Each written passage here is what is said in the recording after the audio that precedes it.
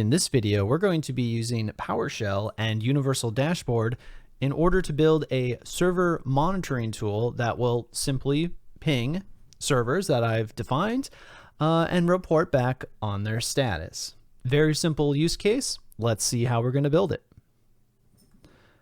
This is my PowerShell script, and the first thing that we're actually going to do is simply just define a list of servers. So in my example, I am monitoring some website addresses, Google, GitHub, and then I have a series of IP addresses as well. So the objective here is that we want to more or less ping these servers on a schedule so that if one of these stops responding, I can visually see that the server is no longer responding to ping. So in order to facilitate this with Universal Dashboard, we want to wrap a UI around it so that we can see the status, and eventually we can build on top of it to have it do things like alert me. So here we have a simple list of servers that we want to monitor for.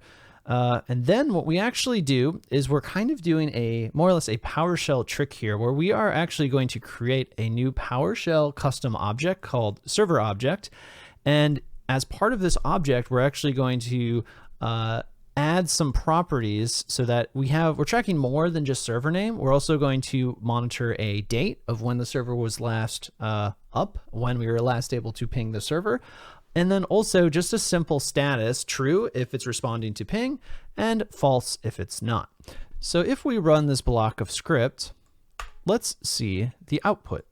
So now we can see we have a monitored server setup object, and I can see I have the various servers that I've specified before, and I also have these times and statuses. We will actually also be saving this into a cached variable so that our Universal Dashboard can access it and display it in a grid. So if we scroll down a bit, the next block is actually everything that is making up the UI of our Universal Dashboard application. So we're defining a new dashboard. We're just going to call it PowerShell Ping Buddy. And then simply we are defining a new Universal Dashboard grid. That is what builds this entire grid object here in my UI. And you can see all we're doing is we're taking that cached monitored server object that we printed out down here, and we're just outputting it. We're piping it into this out UD grid data so that it actually displays this data right here on the UI. At this point, we've defined a list of custom servers. We've bundled some extra information with it into a PowerShell object, and then we've actually displayed it on the grid here. So now what we actually need to do is we need to basically parse this collection of servers, and basically every, let's say 30 seconds, we're going to go through and ping every single server in my list and then update the status here. So when was it last detected? Was I able to ping it? And we can facilitate that here by first defining a new UD endpoint schedule, and we're going to say every 30 second. So I've basically told Universal Dashboard in the back end to create a new schedule. And what we can do is combine this with a new UD endpoint that we see here, so that every 30 seconds, I'm going to ping each of the servers in my list and report their status. So when we're thinking about Universal Dashboard, it's more than just UI components. So it's very easy for us to look at Universal Dashboard and see the grids and think of it that way. But we can actually set up scripts, essentially endpoints as we call them, to run in the background automatically.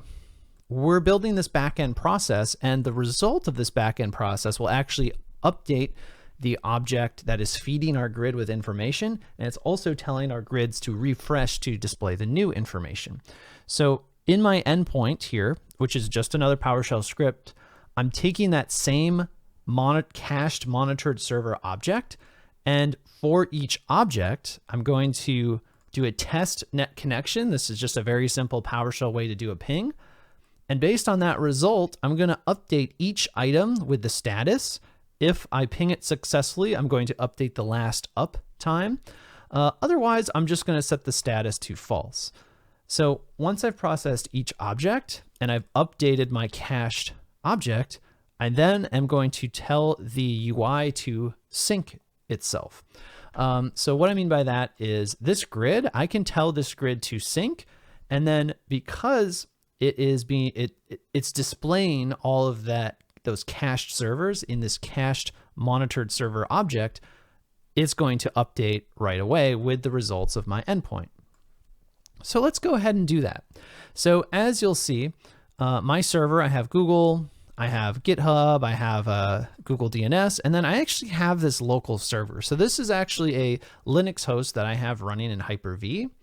And all I'm actually going to do here is just go ahead and turn off my Linux server.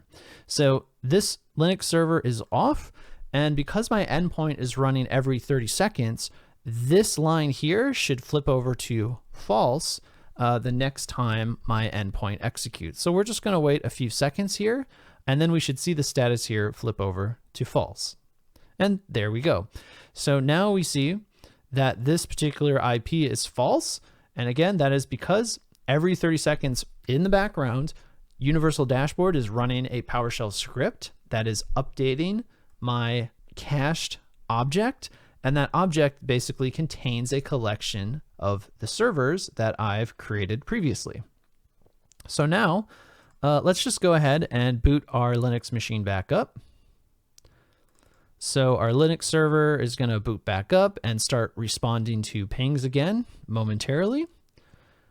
So if I open my dashboard, we should see here momentarily, once the server is back up and running and responding to ping and our endpoint executes again, we should see this flip back over to true. And there we go. And we can also see the last uptime was also updated. This basically demonstrates a very simple ping utility that we can build with PowerShell and Universal Dashboard.